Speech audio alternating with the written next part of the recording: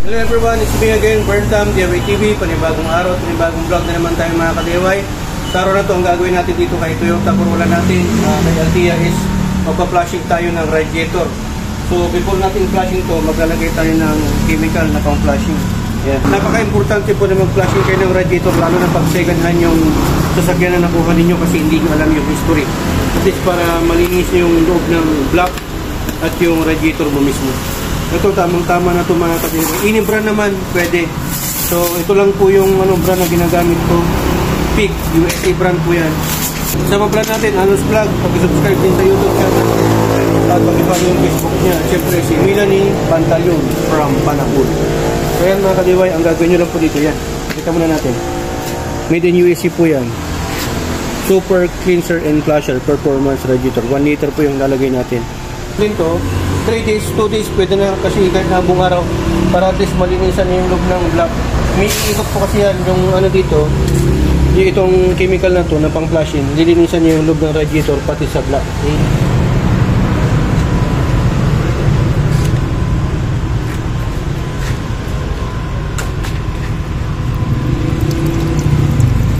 Ayan, ubos na lang po natin ito mga ka-DIY.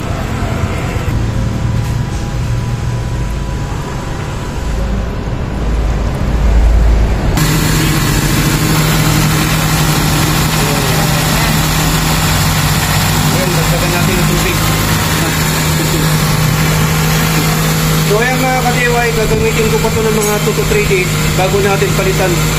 So ayan mga ka-DIY, ito yung pagpapatuloy ng radiator flashing natin dito sa Toyota Corolla Altis natin. So ito yung gagamitin natin na ulan. Pag sa Toyota po kasi mga ka-DIY, pink or red. So yan po yung gagamitin natin. Nakalagay po yan po kasi sa repair manual ng Toyota. Lahat ng Toyota pink or red yung kailangan gamitin. Okay, dapat tama yung gagamitin natin kasi para iba't iba po kasi sila ng formula na ginawa ng mga car manufacturer. Gagawin po natin dito ay i-drain na po natin tong radiator niya, tapos yung sa may engine block. Lalagyan natin ng hose para tamang-tama isasalin natin sa may batya para makita natin kasi nasa 2 years na rin po yung pag-flush natin dito dati. Almost 2 years na rin. So tingnan natin kung masyado nang marumi or so ay mga ka-DIY dito sa Toyota Corolla Altis na 2001 model o first gen, 9 gen. Dito lang po yung drain plug ng ito. So pwedeng hand tight, pwedeng pag mahigpit, i-ano nyo lang. Mas maganda kung mag-gloves po kayo mga ka-DIY. So i-drain natin lahat to. Tapos mapagkita din namin sa inyo kung paano po mag-drain ng kulat or tubig na laman ng engine block ninyo. Yung drain plug nitong engine block. Pero yung sa iba, ang ginagawa nila, tinatanggal nila yung thermostat tapos binabalik. Tinatanggal yung thermostat tapos dito natin bubugahan ng tubig, i-pressure natin yan, tapos yung lower radiator hose doon palalabasin. Pwede rin yun para ma-pressurean yung dumi doon, parang dialysis yun. Kaya lang mas maganda, matrabaho po kasi yan. Tatanggalin pa natin yung alternator, tanggalin natin yung thermostat housing, tapos nandun yung thermostat, matrabaho. Kaya yun na lang yung gagawin natin para ma-drain talaga. Okay? So, yan. Sala natin. Yan. Yan o. Tapos ito, kagagaling lang po natin ng bayan. Kaya medyo mainit pa to. Gumamit po kayo ng gloves. So, ganyan. Yan po yung itsura. Mas maganda may rubber po dito. Lalagyan po natin ng rubber. Pwede namang tiplon o rubber yung o-ring. Okay? So para lumakas yung tubig doon, yung pressure, buksan natin dito sa may radiator cap, yun o.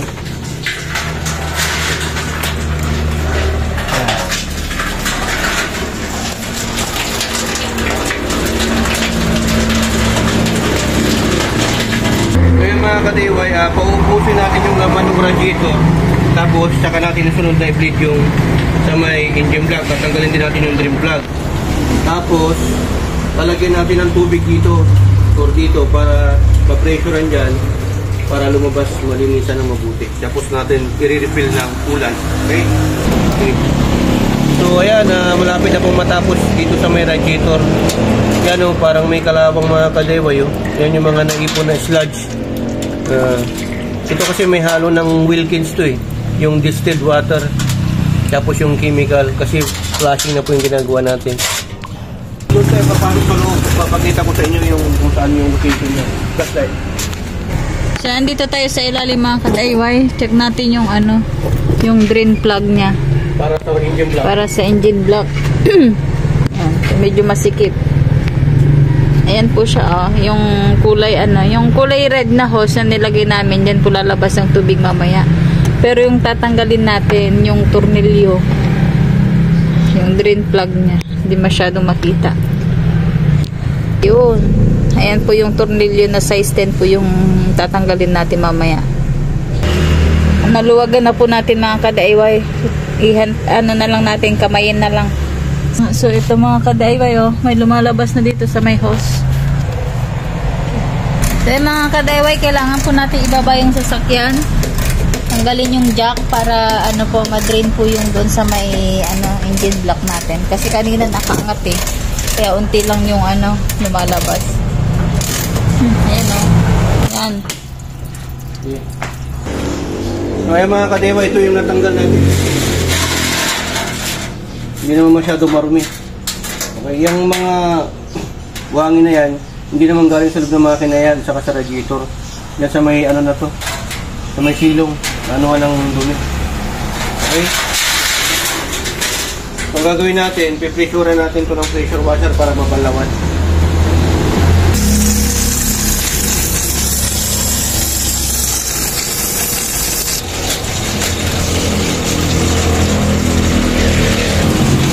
Ayan, may lumalabas din po doon ka-DIY sa ano, sa engine block natin.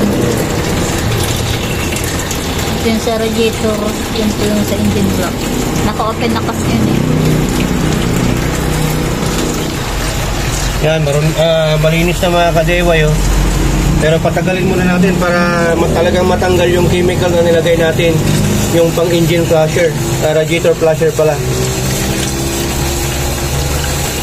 Ginagawa natin to para ano, ma-prevent natin yung corrosion o sludge dito sa loob ng radiator niya pati sa engine block.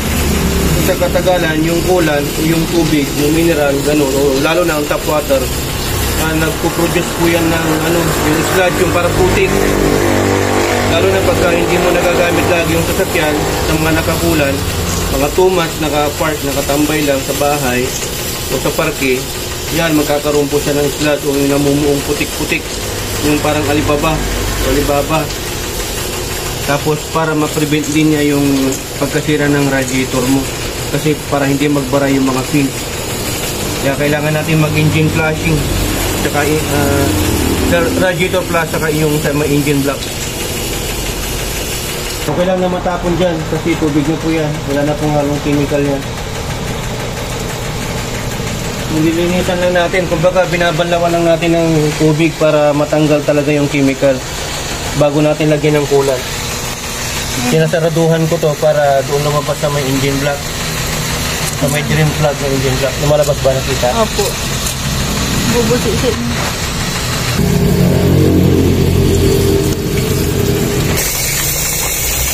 Yes na to. Okay, standby mga ka-DIY, lagyan na natin ng coolant. Isarado muna natin yung mga drain plug.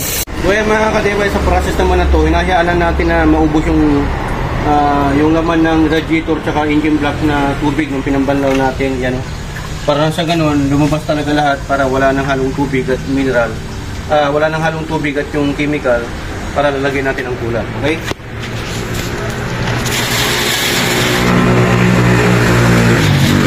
Ito nakikita nyo yung mga dumi na to dyan na sa may ano yan, sa labas ng makina na po ito mga ka-DIY.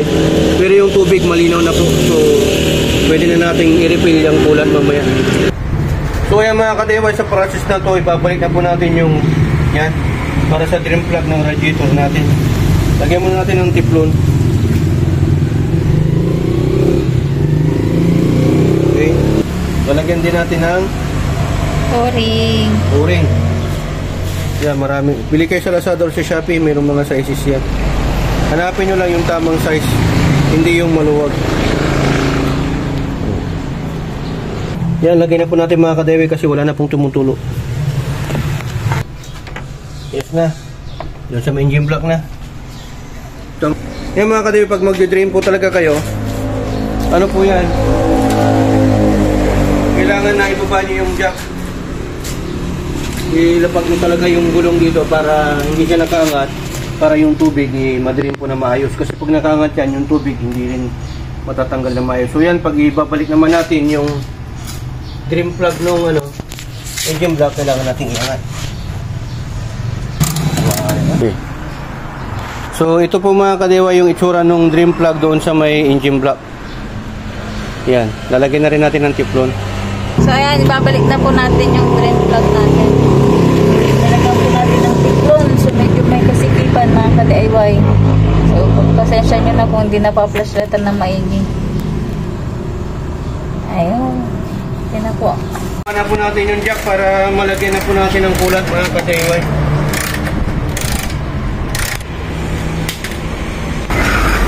So yan, sa process naman na to, tuturuan namin kayo kung paano mag-bleeding ng cooling system dito sa Toyota Corolla Altis natin. Tapos na ho natin na i-flashing po ito mga ka-DIY. May separate video po tayo doon. So ito yung continuation kung paano ho. Yan, magre-refill na po tayo, pero hindi lang po basta-basta magre-refill. Gagamit po tayo ng funnel. Yan. Ibig sabihin ito yung ginagamit para sa pagre-refill at sa pagbi-bleeding. Bakit po kayo?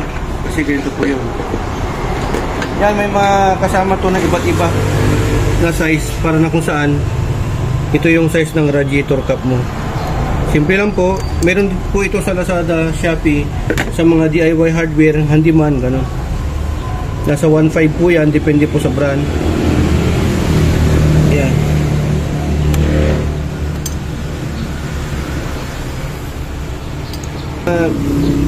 Ihanap nyo lang mga ka-DIY kung mahigpit na gano'n po yun.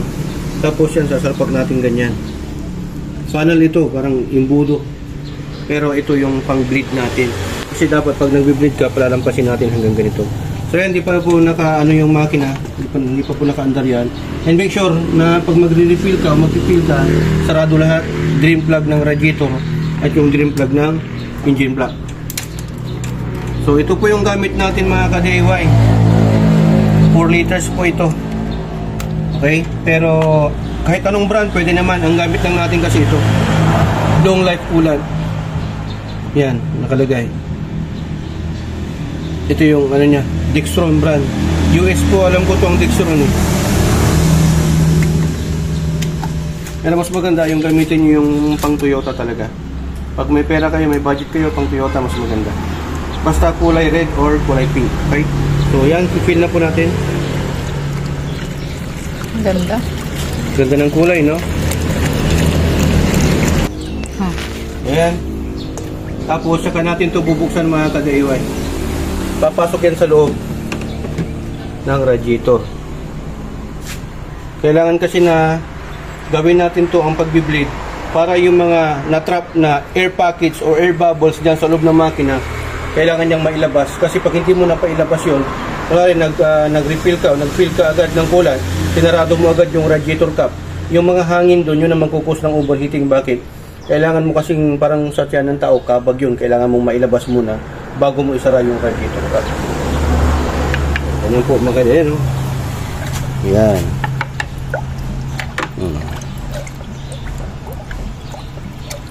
Tapos mamaya, pag napuno na to dito sa radiator, papaandarin natin yung makina para ilagay niya doon sa block.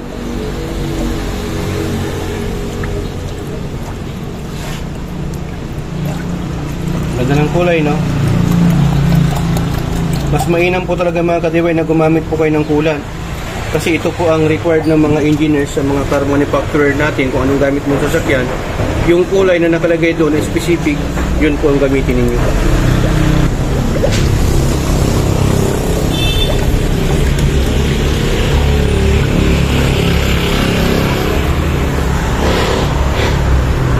Yan, 4 liters po ito. Advantage, prevent boil over air conditioned cars, check rust and corrosion, completely safe. Wala ho siyang alkaline or acids. Do not add water kasi premix na po ito. So ito yung may ano din po yan mga ka-DIY. Expiration. Ready to use na po ito. 2 years. Oo. Yan o, yung air bubbles na sinasabi ko mga ka-DIY. yan po yung dapat na mailabas muna. Okay? Kasi pag hindi mo na ipalabas yan, kabag po yan sa loob ng makina, maghahanap po yan ng lalabasan niya, yung head gasket mo, yun ang sisirain niya. So, pag nag-worn out yung head gasket mo, lalabas na po yan, mag-overheating na po siya kasi lalabas na po yung tubig, yung kulan. Tapos yan, pisil-pisilin natin to para, yan o, lalabas yung mga bubbles. Yan, kailangan mong pisil-pisilin yan. Unti lang. Ngayon, pagka pinipisil-pisil mo itong radiator hose mo, upper man yan or lower, pag may parang mapapansin ka o mararamdaman ka ng crunchy, yung crispy sound, parang ganon, ibig sabihin, corrosion po yun o kalawang na namuo. Dumikit sa palitan nyo na po yung radiator hose nyo, lalo na po yung masyadong matigas.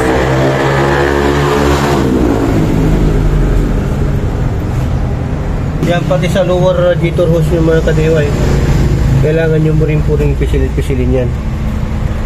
Yan o, tinan mo, nagre-reaction.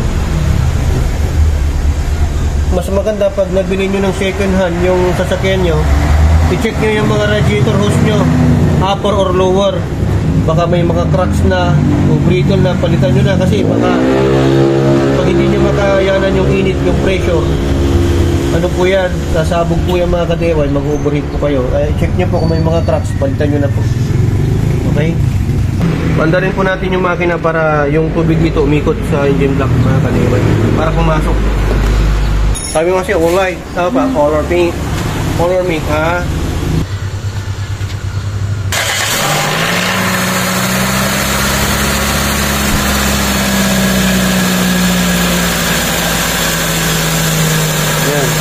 Yan, sinisip-sip ng makina sa DIY.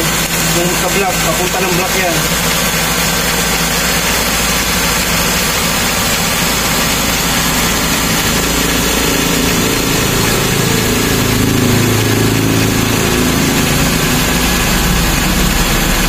Pag uminit yan, yung makina, pagbubukas yung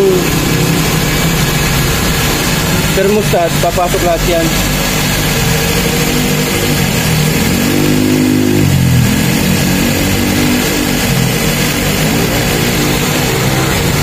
Mag-aantay tayo ng mga 30 minutes dyan, mga ka-DIY, hanggang sa stable na yung tubig, yung wala ng bubbles.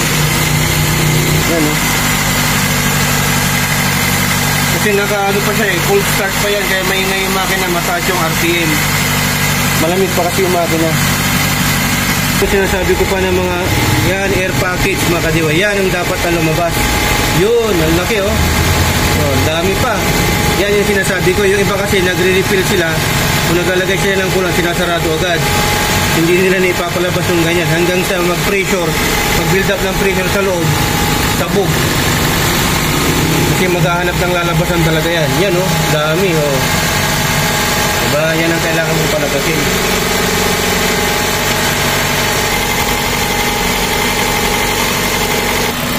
So yung mga ka-DIY, nag-ano na siya, nag-stable na yung RPM. Umikot na yan, nag-open na yung thermostat, kaya ganyan. Pumapasok na yung tubig, yung kulan sa loob ng makina. Kaya yan, ganyan.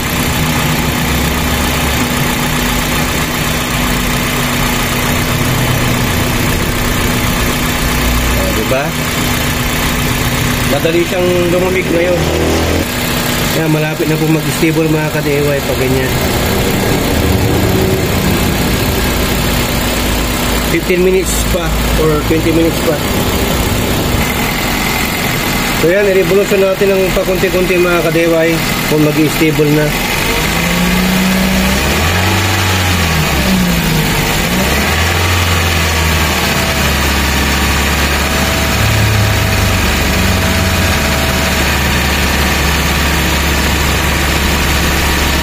Yan yung sinasabi ko na kailangan mo magpalabas. Diba? Kita mo na, ang lakas oh. Air package oh. Yan yung mga na-trap. Ang dami pa rin.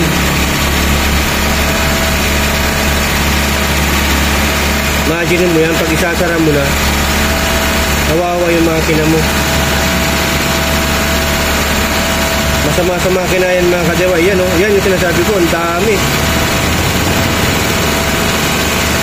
Bumukas po kasi yung thermostat, kaya ganyan. yung malamig na tubig na nasa radiator pumasok sa block. Yung mainit na tubig sa block pumasok sa radiator, umikot. Yun ang trabaho ng thermostat.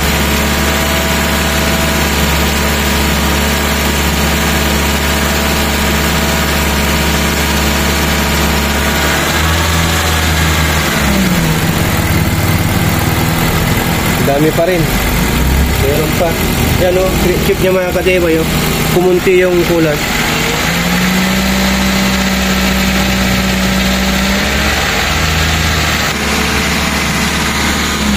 So ay mga kadeway, stable na po yung tubig natin. Wala na pong air bubbles o air pockets na lumalabas. So ganyan, 30 minutes na rin po ito na naka-idle. So pinalabas na po natin lahat ng mga ang gagawin natin, patay na po natin to para ito, may salin din natin kasi papalitan din po natin ang kulan itong reservoir niya mga kadeway. So para hindi masayang yan, tatakpan lang po natin yan, ganyan. Okay, kunin mo yung So, pero patayin muna natin yung makina mga kadeway kasi okay na po yan. So ganito po talaga yung process kung mag-bleeding ka po ng radiator cooling system mo. Tapos syempre yung sobra, yan para hindi siya tumapon, hindi yan matatapon mga kadeway. Basta isara nyo to.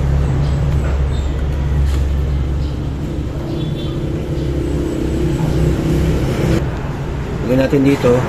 Tapos bukas mo lang to. Open mo lang to. Pasok sa loob para hindi masayang.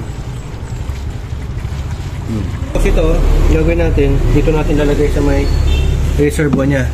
Ngayon, ito, may hose dyan sa loob. Ito yung hose niya, radiator, tapos dito. Kasi dito, pwede din niyang ilagay dito, tapos yung malamig dito, pwede din niyang ipasok dito mga kadeway. Sinisip-sip din niya. Ngayon, para ma-drain mo to, mayroong ganyan na clamp doon sa may baba. So, tatanggalin mo lang yung clamp, buhugutin mo yung hose, madi-drain na po yan. Analos vlog. So, ayan mga kadeway. Natanggal na po natin yung hose ng reservoir. So, lumalabas na po yung natirang tubig o yung may halong chemical ng Radiator Plus. Pagka naubos na po yan, wala na pong pumapatak, saka na po natin sasalinan ng itong kulan. Okay? Hindi na banlawan. Pwede rin banlawan. So ayan, banlawan po natin ng tubig mga kadeway. Malabas. Ubos natin siyang tabo para napalitan na. Okay.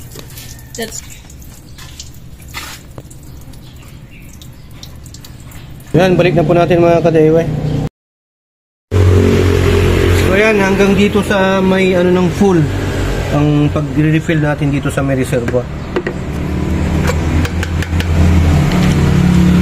Basta natin ito. So mga ka-DIY, 4 liters po talaga yung ilagay natin kasi mayroon pang natira na 4 liters, so nabawasan lang natin ng konti. So kung pagsusuma-sumahin nyo sa mga natapon, mga 4 liters lang po yun. So ayun mga ka-DIY, natapos na po tayo. Lagay na po natin ito, tamang-tama na po sa pool. So wala nang dito, puro pure coolant na po yung laman ng radiator natin hanggang sa block. So lagay na po natin yung radiator cap. Okay? So ayan, sundan nyo lang po yung process ng pinagawa natin. Paano na tayo mag-drain ng chemical ng Radiator Plus or ng coolant or tubig dito sa radiator natin. Sundan nyo lang po, buksan nyo yung drain plug. Siyempre dapat na malamig yung makina. After nyo gamitin, palamigin nyo, check nyo.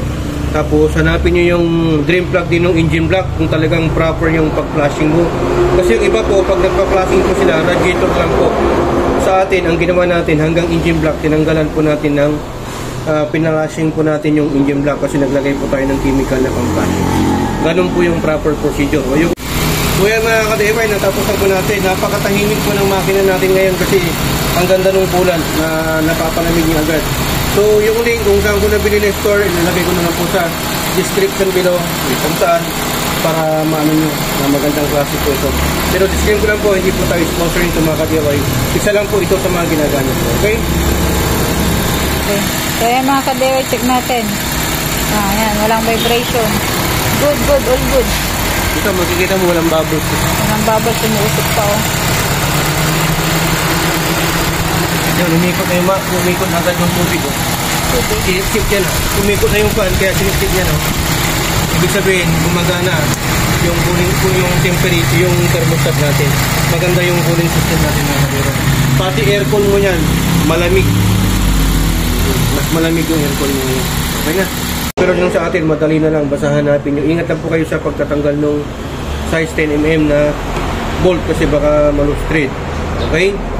So, gano'n lang po mga ka-DIY. Ingat lang po kayo dahil dito sa SPT, dalawa lang po ang meaning ng DIY. Do it yourself at destroy it yourself. Dito sa SPT, natuto ka na, nakatipid ka pa dyan. Sa SPT, sharing is Caring. So, ayan mga ka-DIY, nabili natin to mga 700 yata, 4 liters or 800. Depende na lang po sa brand. Kung anong preferred ninyo, yun po yung ano nyo, basta pink or red para sa Toyota Corolla. Okay? O sa lahat ng mga Toyota. Ayan, maraming salamat. To God will be the glory in Burnham. Signing off.